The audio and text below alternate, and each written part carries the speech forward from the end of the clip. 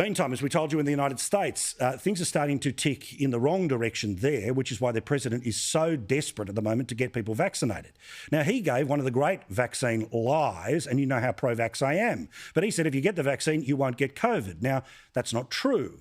You may get it, but it's not going to kill you, and sadly, you'll still pass it on. But hopefully, that person too will be vaccinated. But now they're at panic stage about vaccine rollout, which is below 60% across that whole country. So now he who must be obeyed, who used to say you didn't need to wear masks, is getting ready to tell 300 million Americans to whack the masks back on.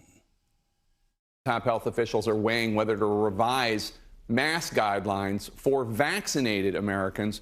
Are you part of those conversations? And if so, what are you advising? Do you think masks should be brought back for vaccinated Americans? You know, Jake, this is under active consideration. The CDC still says and recommends that if you are vaccinated fully, that you do not need to wear a mask indoors, with that ability and discretion capability to say, you know, you're in a situation where we're having a lot of dynamics of infection, so even if you are vaccinated, you should wear a mask. Good news out of the UK, their cases are still high, certainly compared to a place like Australia, but they are starting to fall, and thankfully the number of people being vaccinated is increasing. Even TV talk show host Piers Morgan, who ended up being part of the Euro celebrations of making it to the final, double vaxxed, still got COVID, but says the reason he is still alive is because he was vaccinated.